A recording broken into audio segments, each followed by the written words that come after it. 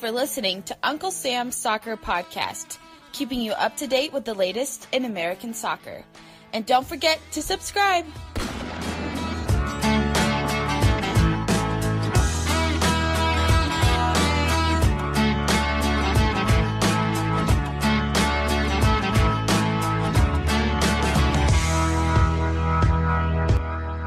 Welcome, Uncle Sam's Soccer Podcast. Armand Gafai is back after he had the week off. Armand, welcome back. Yeah, thanks. Actually, one of my friends listened to this podcast, and he was like, "Why aren't you on it?" And I was like, "I got fired." So that's where we're at. But no, Jake, love you, man. You did a great job. We'll probably alternating at some points. Steven might not be here one week. Yeah. I might not be here another week. Jake might not be here another week. I mean, it depends on our schedules. We're all busy. Yes. But hey, I'm glad to be back. I'm glad to talk to our boy today. Yeah, no, today's episode, we got Callum Williams. He talked to us. Minnesota play-by-play. Spent time calling the games in Europe. Spent time calling the games here in America. And he's just a wonderful chap to talk to. About a lot of things, to be honest with you. No, yeah, I mean, he talks about one of the most fascinating things I've heard in terms of the European perspective of MLS. Yeah, and I think you, the listener, could be completely baffled by what he says, and he kind of makes a very important point when it comes to the growth of U.S. soccer and how it's going to be done. But yeah, let's just get straight to it.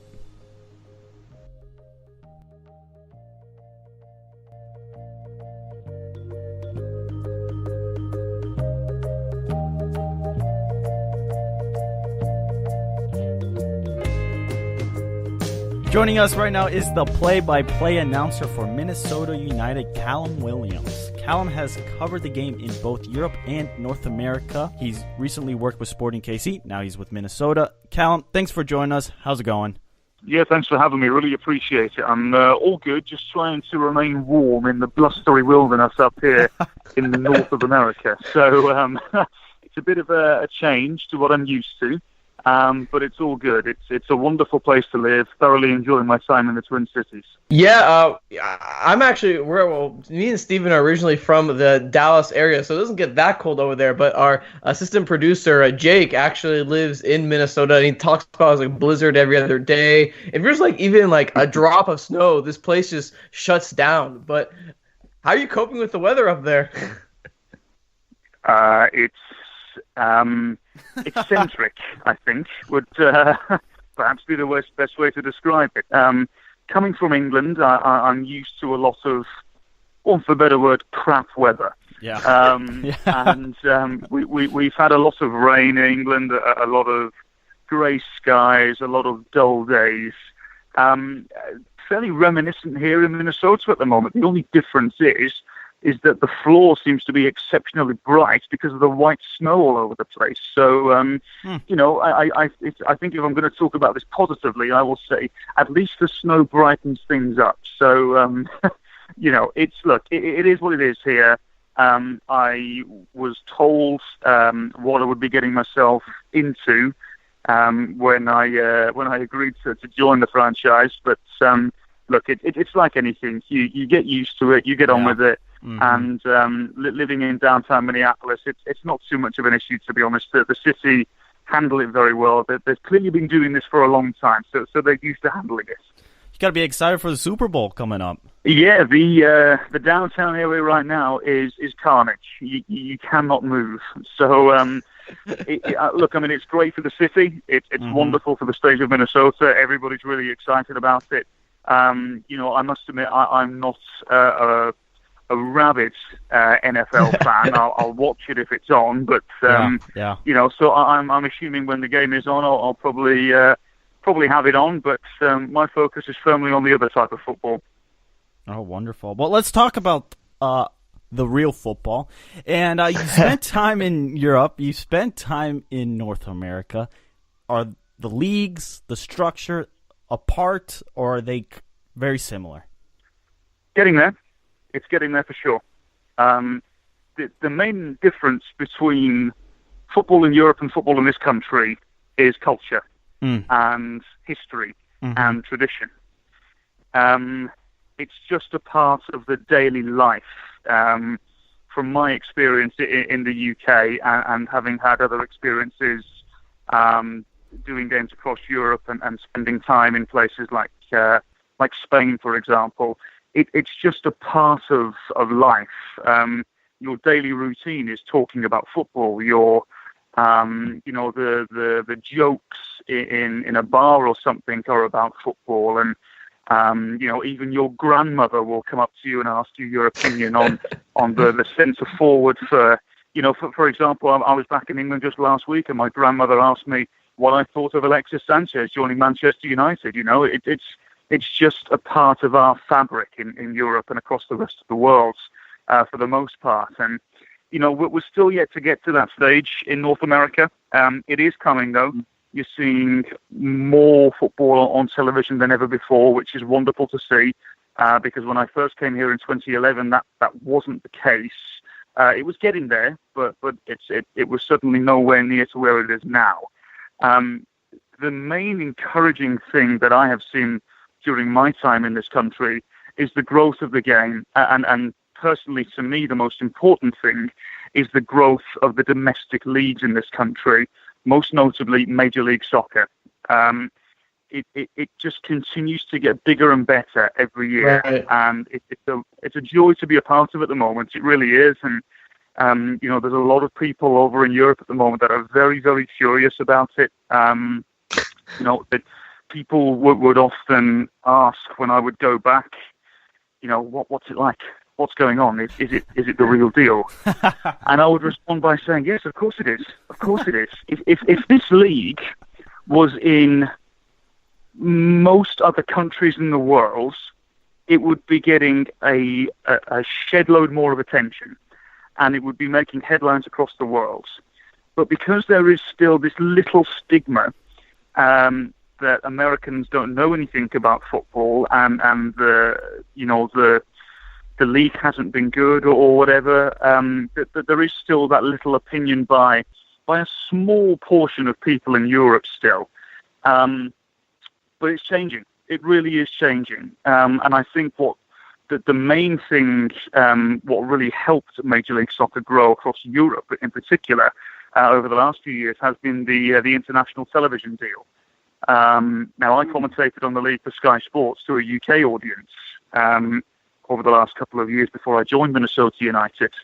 And the TV ratings were good, people were watching, and there was a genuine interest in the league, particularly when there were known stars that were over in the league and playing, and the games were on at a decent time.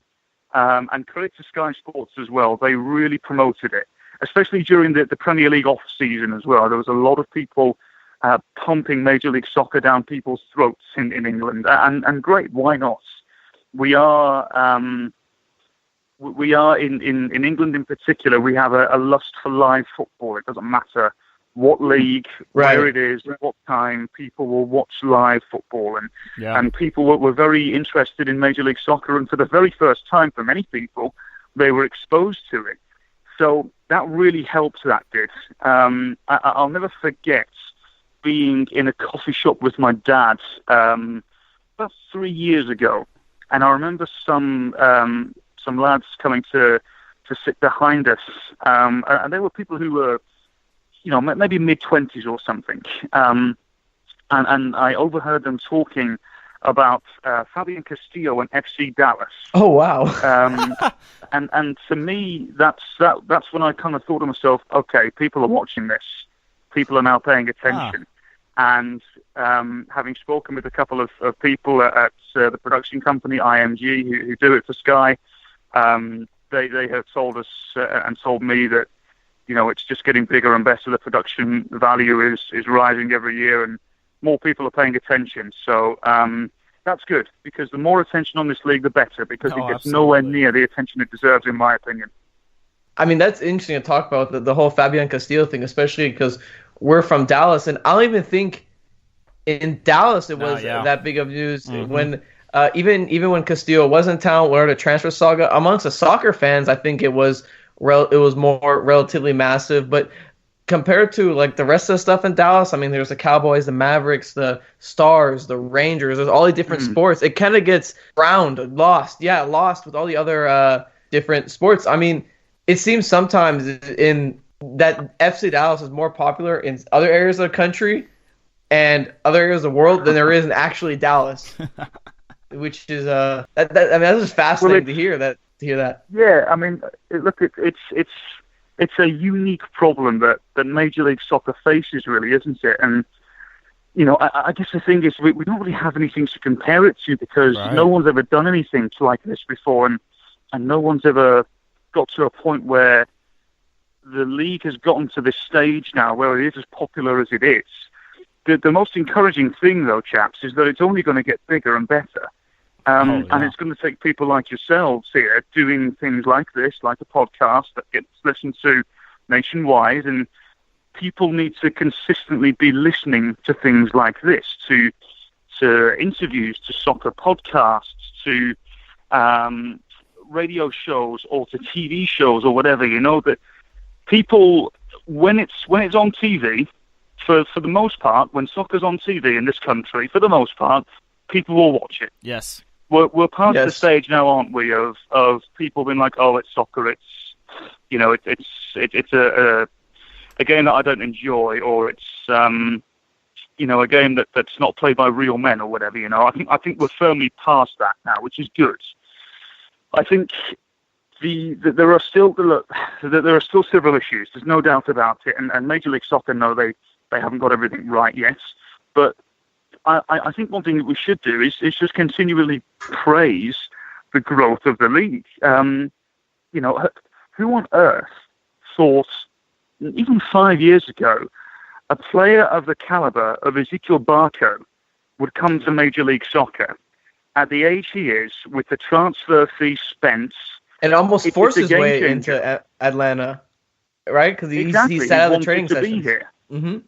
Exactly, he wanted to be in Atlanta United, which is wonderful. Absolutely. I understand people's arguments suggesting that the parity may very well disappear from Major League Soccer if things like this keep happening. I understand that argument, but you cannot say to me that a player of his caliber and his ability signing in MLS is a bad thing. To me, it's a stepping stone in the right direction again for Major League Soccer. And I'm all for players like this coming to the United States and improving Major League Soccer. The play, the standard of the play, in my opinion, in this country now is very much of the Championship in England. I commentated on a Championship game when I went back to the UK during the off season, and I remember around about 10 minutes into the commentary, I thought to myself, "There's not much difference here." I was seeing a lot of things that I would see in MLS happen, and there's not much difference. So again, that's encouraging. It's just the right time to be involved in Major League Soccer now. It's the right time to be a soccer fan. And anybody who isn't, I mean, I'm sorry, you're missing out on one heck of a party, in my opinion. Oh, absolutely. Cal, I'm still astounded, and I wonder if you will be able to speak to this more so than we can. But you said MLS is gaining traction. If you took MLS and you planted it into, say, in Switzerland, just take it, or even into Poland or Greece, it would be a lot more popular. Do you think we're undervaluing, not from, say, just generic soccer fans, what MLS really is and the quality that it has? Absolutely, I do. I don't think there's ever been a more true statement when you talk about Major League Soccer.